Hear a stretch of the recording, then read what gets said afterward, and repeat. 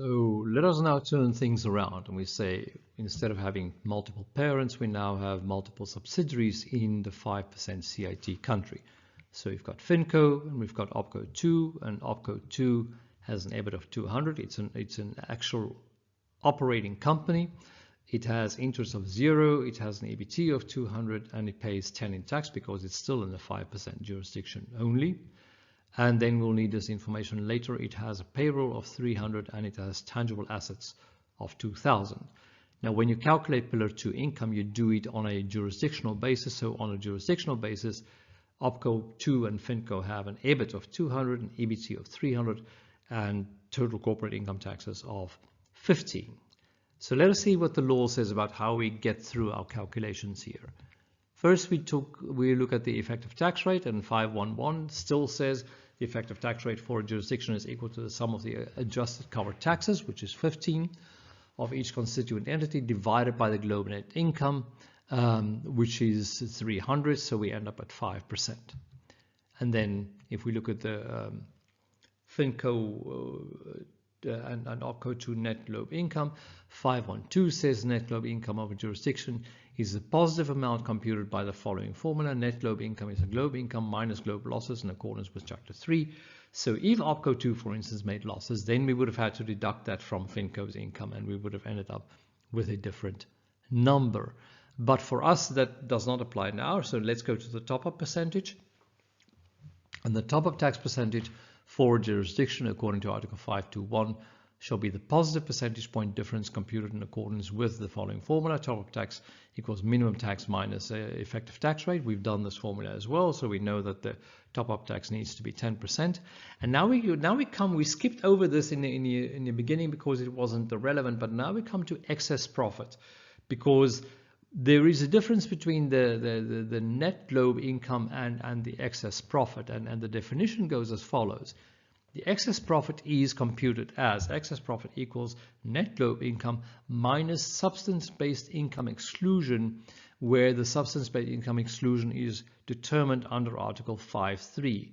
And this is where we're going to need our payroll on our assets, and let's see what it says. So 5.3 substance-based income exclusion is a sum of, under 532, the payroll carve-out and the tangible asset carve-out. And 533 says the payroll carve-out is equal to 5% of its eligible payroll cost of eligible employees. Now let's assume that all our payroll costs are eligible and all our employees are eligible.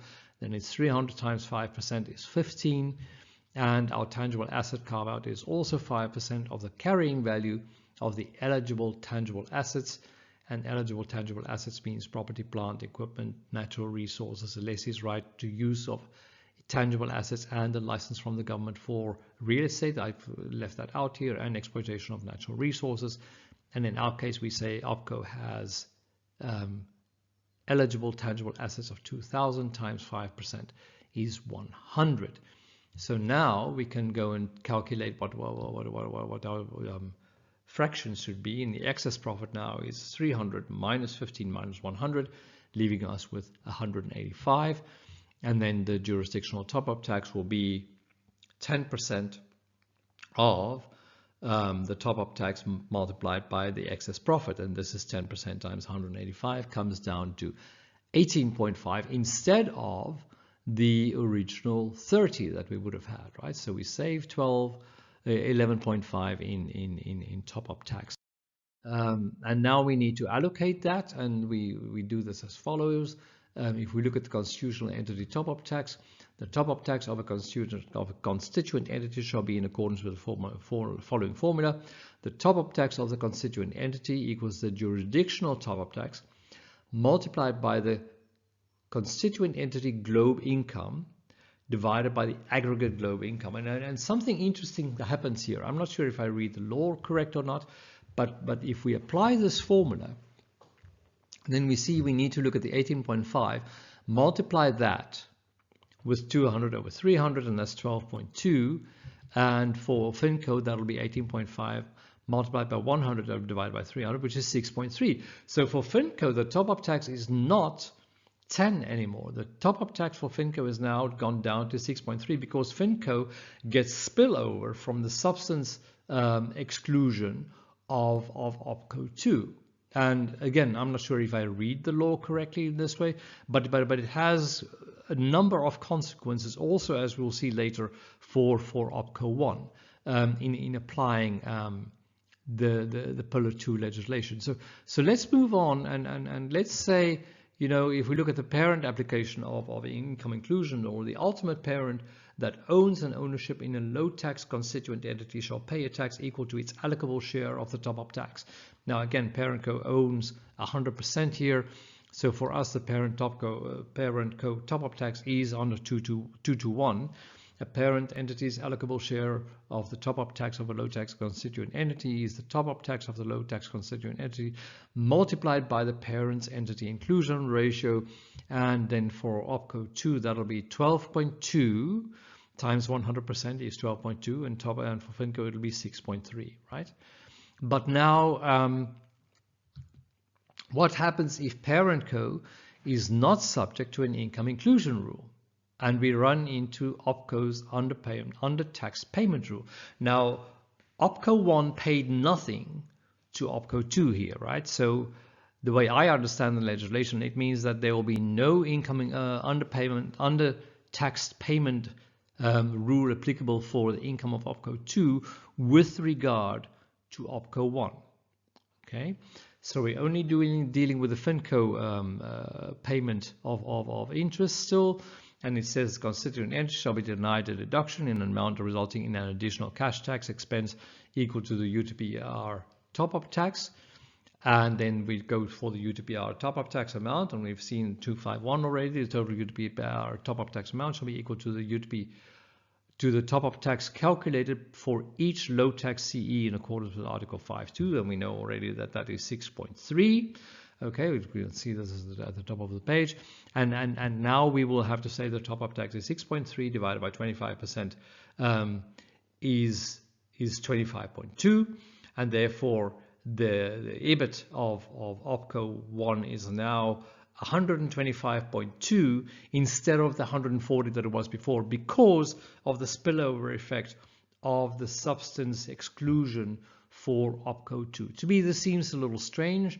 I don't know why OpCo 1 or the country of OpCo 1 should suffer from the substance exclusion of OpCo 2 if it didn't deal with OpCo 2 at all. But that to me seems the way the legislation is working right now.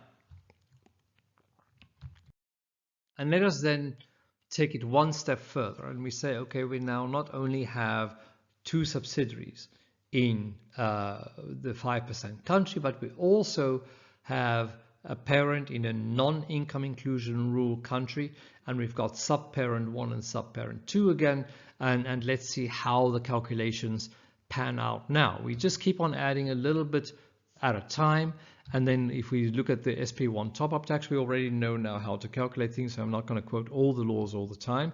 According to Article 222, the SP1 inclusion ratio for FinCo will be 100 minus 60 divided by 100 equals 40%. And for SP1, the top-up tax for FinCo will be 6.3 times 40%, which will be 2,5, and that's according to Article 221. And then if we look at the SP2 top-up tax, the SP2 inclusion ratio is 60%. And then the SP2 top-up tax for FinCo is 6,3 times 60 is 3,8, and then it owns 100% of OpCo 2, so therefore the top-up tax for OpCo 2 will be 12,2 times 100%, so that's 12,2, and the total top-up tax for SP2 will be 16. So far so good, but now let's say that SP1 does not apply an income inclusion rule. How does that change our calculations, and what do we do? If we look at the OpCo 1 UTPR top-up tax amount, because we now have to look at our 25% country, then we will say the total UTPR top-up tax amount shall be equal to the top-up tax calculated for each low tax constituent entity. So in other words, for FinCo, in accordance with Article 5.2. We know already that that is our 6.3. And then the top-up tax otherwise taken into account under Article 251, which we've just looked at, shall be reduced to 0 if all of the ultimate parents' entities' ownership interests in such low tax constituent entity are held by one or more parent entities that are required to apply a qualified IIR. So 252 does not apply here because not all of the ownership is required to be to apply a qualified IIR, because as we saw, sub-parent 1 is not required to apply it. So then we go to 253, which says where Article 252 does not apply, the top-up tax calculated for a low tax constituent entity shall be reduced by a parent entity's allocable share of the top-up tax that is brought into charge under a qualified IIR. So the way I read it is it says to the extent that you've already paid IIR, you don't need to pay the undertax payment rule. You don't need to apply that. And that would mean that the top-up tax now is 6.3 minus the 3.8 that we do pay for SB2, which leaves 2.5. And then you get to your same top-up tax again. The top-up tax amount is 2.5 divided by 25% is 10. And then your EBT is increased from 100 to 110, so that you pay that extra 2.5 that should have been paid by sub-parent 1. I think this is quite a complex text and calculations for very few companies, 6 in total, and even fewer intra-group transactions. I don't know how you're going to deal with this when you have a group of 40, 60, or maybe a couple of hundred of subsidiaries. So, brief conclusion on Pillar 2. Complexity is king. We knew that already, but I think the legislation is very helpful. I think it is well written, but it cannot avoid the complexity, not even in basic scenarios. The OECD explanations, which are still coming, are very much needed. I think more numerical examples referencing the relevant articles will be very welcome. And in that regard, I think, you know, the December 21 Pillar 2 fact sheet, which you can see here on the side, is welcome and could be extended, because what I like about the fact sheet is it tells you what steps are taken and which articles are being applied. You know, you can imagine that you do more fact sheets like this, where you also look at shipping income, for instance, where you also look at tax losses carry forward, where you also look at transparent entities and splits between parent head offices and PEs, etc., etc. And then I think I don't know if the OECD can do this, but some kind of recommendations on the optimal process of working through large groups are very welcome. I think if you look at our example that we've gone through, and if we just started with the last slide, things would have been rather overwhelming. What made us get to the last slide is that we started with very simple baby steps and progressed our way through. And you would pretty much have to do that, I think, also for the 100 or 200 or 400 subsidiaries that you may be having in your group. And then I also think early publication of the tables and formats and the Globe Information Return is key. And the Globe Information Return is this form that Article 8, I believe, says we will have to file with the different countries, in which we explain the different incomes and the effective tax rates and everything else for the different countries. And those things will be widely exchanged. So I assume they will be XML based again. And in that regard, I think there are two things. The first is we need to have these forms, or the drafts of these forms, as early as possible, so business can give input on efficient data collection. You know, if you look at the country by country reports, for instance, a lot of data can be pulled pretty much straight out of the financial accounts, except for the cash tax payments, for instance, which pretty much, as with the companies that I've seen, had to be calculated manually. You know, that is something. Do we really need the cash tax payment, or could we just have the effective tax rate for the year and something else?